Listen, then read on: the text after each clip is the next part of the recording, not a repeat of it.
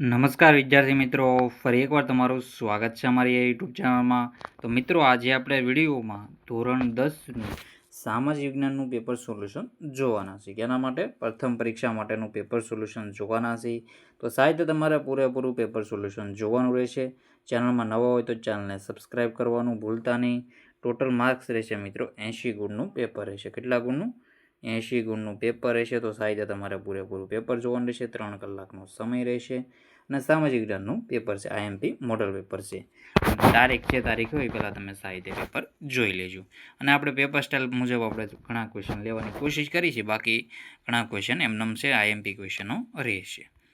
યોગ્ય જોડકા જોડો. વિભાગ એ છે અને વિભાગ બી. તો પહેલું છે પટોળું, બીજું છે બાંધણી, ત્રીજું છે ઝરી ઉદ્યોગ, ચોથું છે રમકડા, પાંચમું છે મીના કારીગરી. તેમાં આપણે જોઈએ તો પટોળું ક્યાંનું ફેમસ છે એમ કહેવા માગે છે. તેનો આપણે જવાબ જોઈ લઈએ. તો પટોળું તો પાટણનું રહેશે. પછી બીજા નંબરનું છે બાંધણી, તો બાંધણી છે જામનગરની રહેશે. પછી ત્રીજા નંબરનું છે ઝરી ઉદ્યોગ, તો એમાં આપણો જવાબ આવશે સુરત. પછી છે રમકડા, તો રમકડા છે એનો જવાબ આવશે સંખેડા. અને મીના કારીગરી, તો મીના કારીગરી ક્યાંની આવશે? જયપુરની. એમાં આપણો જવાબ રહેશે જયપુર. તો આવી રીતે તમારે જોડી લેવાનું રહેશે. નીચે જવાબ પણ આપી દીધેલા છે, ત્યારે તમે જવાબ આન્સર તરીકે જોઈ શકો છો. પહેલાનું એફ સાથે, બીજાનું ઈ, ત્રીજાનું ડી, ચોથાનું એ, પાંચમાનું બી. તો સારી રીતે તમે જવાબ જોઈ લો. પછી આપણે આગળનો ક્વેશ્ચન છે, નીચેના વિધાનો ખરા છે ખોટા તે જણાવો. તો પહેલું છે દાઢીવાળા પુરુષનું શિલ્પ એ સિંધુ ખીણ સંસ્કૃતિના એક પુરાતન અવશેષ છે. તો તમારાનો ખરા ખોટા મિત્રો જણાવવાના રહેશે. તો જવાબ જોઈ તો પહેલાંનો જે જવાબ રહેશે સાચું છે. દાઢીવાળા પુરુષ છે એ આપણે જોઈએ તો એમાં જવાબ સાચું રહેશે. આપેલું છે તો હું ટીક પણ કરી દઉં છું સાચું. ઋગ્વેદને સંગીતનો વેદ ગણાય છે, તો આ વિધાન ખોટું છે. સામવેદને સંગીતનો વેદ ગણાય છે. તક્ષશિલા વિદ્યાપીઠના બૌદ્ધ આચાર્ય નાગાર્જુન ભારતીય રસાયણશાસ્ત્રના આચાર્ય માનવામાં આવે છે, તો આ વિધાન પણ ખોટું છે.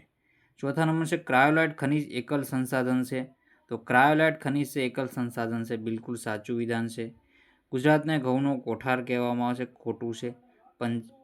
પંજાબને ઘઉંનો કોઠાર કહેવાય છે. છઠ્ઠા નંબરનો સીસાને ધાતુને ગેલેના કહે છે, તો આ વિધાન પણ સાચું છે. તો આવી રીતે તમારે ટીક કરી લેવાનું છે. જવાબ નીચે આપેલા છે, સાહિત્યના જવાબ પણ જોઈ લો. ચેનલમાં નવા હોય તો ચેનલને સબસ્ક્રાઈબ કરવાનું ભૂલતા નહીં. પછી છે નીચે આપેલી ખાલી જગ્યાઓ યોગ્ય વિકલ્પ પસંદ કરીને પૂરો. તેમાં પહેલું છે ભારત જનસંખ્યાની દ્રષ્ટિએ વિશ્વમાં સ્થાન ધરાવે છે, તો વિશ્વમાં બીજું સ્થાન ધરાવે છે. કેટલામું? બીજું સ્થાન ધરાવે છે. તો અહીં જવાબ પણ આપેલો છે. પછી છે આપણા 4 વેદો પૈકી સંગીતનો વેદ, તો સામવેદ. જવાબ આપેલો છે સામવેદ. પછી છે સંગીત રત્નાકારે સંગીત શાસ્ત્રના તજજ્ઞ પંડિત ખાલી જગ્યા છે, તેમાં આપણો જવાબ આવશે સારંગદેવ. શું જવાબ આવશે? સારંગદેવ આપણો આમાં જવાબ રહેશે. પછી આપણે આગળના ક્વેશ્ચન જોઈ લઈએ સાહિત્ય. હવે ચોથા નંબર છે મોઢેરાના સૂર્ય મંદિરનું નકશીકામ ખાલી જગ્યા શૈલીમાં થયું, તેમાં આપણો જવાબ આવશે ઈરાની શૈલીમાં. કઈ શૈલીમાં? ઈરાની શૈલીમાં. તો સાહિત્યનો જવાબ જોઈ લેજો. પછી છે પાંચમા નંબરનું ખાલી જગ્યા એટલે જંગલોને સ્પષ્ટ નષ્ટ થવું, તેમાં આપણો જવાબ શું રહેશે? નિર્વનીકરણ. શું જવાબ હશે? નિર્વનીકરણ. એવો તમારો જવાબ રહેશે. છઠ્ઠા નંબરનું છે પૃષ્ઠીય જળનો મુખ્ય સ્ત્રોત ખાલી જગ્યા છે, તેમાં આપણો જવાબ આવશે નદીઓ. તેમાં આપણો જવાબ શું રહેશે? નદીઓ આપણો જવાબ રહેશે. પછી છે સાતમા નંબરનો ક્વેશ્ચન ખાલી જગ્યા વિદ્યુતની સુવાહક ધાતુ છે, તેમાં આપણો જવાબ રહેશે તાંબુ. તો આવી રીતે તમારે જવાબ ટીક કરી લેવાનો રહેશે. પછી છે નીચેના પ્રશ્નો માટે આપેલા વિકલ્પોમાંથી સાચો વિકલ્પ પસંદ કરી ઉત્તર લખો. તો નીચે આપેલ ચિત્ર કઈ સંસ્કૃતિની યાદ અપાવે છે, તેમાં આપણો જવાબ રહેશે સિંધુ ખીણ સંસ્કૃતિની યાદ અપાવે છે. પછી છે નાટ્યશાસ્ત્રની રચના કોણે કરી હતી, તો નાટ્યશાસ્ત્રની રચના કરી હતી ભરતમુનિએ કે ભવભૂતિએ? તો નાટ્યશાસ્ત્રની ભરતમુનિ કરી હતી કે ભવભૂતિએ? તમારે જવાબ દેવાનો રહેશે. તેમાં શું જવાબ રહેશે? તેમાં આપણો જવાબ રહેશે જો ડી જવાબ રહેશે, ભરતમુનિએ કરી હતી. અહીં જોજો, વિશ્વ યોગ કઈ તારીખે ઉજવવામાં આવે છે? તો એમાં જવાબ આપણો રહેશે 21 જૂને ઉજવવામાં આવે છે.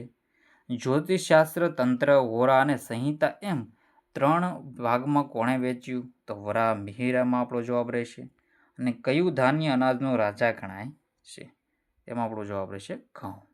તો આવી રીતે તમારે ટીક કરી લેવાના રહેશે સારી રીતે. પછી આપણે આગળના ક્વેશ્ચન જોઈ લઈએ. માનવીય પૃષ્ઠીય જળનો મુખ્ય સ્ત્રોત? તેમાં આપણો જવાબ રહેશે નદીઓ. માનવીય સૌપ્રથમ કઈ ધાતુનો ઉપયોગ કર્યો? તેમાં જવાબ રહેશે તાંબુ. નીચે આપેલ જોડકા લક્ષ્યમાં લઈ 4 વિકલ્પો પૈકી સાચો વિકલ્પ લખો. ચાંદી પ્લેટિનિયમ, મેગ્નેશિયમ ટાઇટેનિયમ, સીસુ નિકલ, ટંગસ્ટન વેનેડિયમ. તેમાં આપણો જવાબ રહેશે બી. આ જવાબ રહેશે પહેલાની સાથે સી. કેવી રીતે જો આપણે ઠીક કરીએ. પહેલાની સાથે સી તો કિંમતી છે, કિંમતી ધાતુમય ખનિજ. મેગ્નેશિયમ અને ટાઇટેનિયમ તો મિશ્ર ધાતુ રૂપે વપરાય. તો એમાં શું જવાબ આવશે? એમાં જવાબ આવશે હલકી. સીસુ અને નિકલ તો સામાન્ય ઉપયોગમાં લેવાય, અને ટંગસ્ટન અને વેનેડિયમ મિશ્ર ધાતુ રૂપે વપરાતું ખનિજ જવાબ રહેશે. પછી આગળના ક્વેશ્ચન છે, વિશ્વ વ્યાપાર સંગઠન વર્લ્ડ ટ્રેડ ઓર્ગેનાઇઝેશનની સ્થાપના? તો 1 જાન્યુઆરી 1995માં આપણો જવાબ રહેશે. ભારતમાં ગરીબાઈનું સૌથી ઊંચું પ્રમાણ? તો છત્તીસગઢમાં જવાબ રહેશે. પછી છે, નીચેના પ્રશ્નોના સંક્ષિપ્ત 1-2 શબ્દોમાં ઉત્તર લખો. એમાં જોઈએ તો નૃત્ય કલાના આદિદેવ કોણ મનાય છે? તો નૃત્ય કલાના આદિદેવ ભગવાન શિવ નટરાજને માનવામાં આવે છે. કોને માનવામાં આવે છે? તેમાં આપણો જવાબ રહેશે ભગવાન શિવ નટરાજને માનવામાં આવે છે. પર્યાવરણની સુરક્ષા માટે ઈસવીસન 1972માં સ્ટોકહોમ શહેરમાં શાનું આયોજન થયું? પૃથ્વી પરિષદનું. કેનું? પૃથ્વી પરિષદનું આયોજન થયું. પછી છે, ભારતમાં સૌથી ઓછી ગરીબી ધરાવતું રાજ્ય કયું છે? તો ગોવા.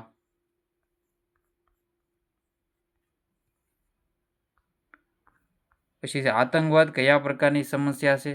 તો વૈશ્વિક સમસ્યા છે. કેવી સમસ્યા છે? વૈશ્વિક. મેંગેનીઝના મુખ્ય ઉપયોગ શું બનાવવામાં થાય છે? તો લોખંડમાંથી પોલાદ બનાવવામાં થાય છે. ઈસવીસન 1882માં ઉત્તર પ્રદેશમાં કઈ નહેરનું નિર્માણ થયું હતું? તો પૂર્વીય યમુના નહેરનું.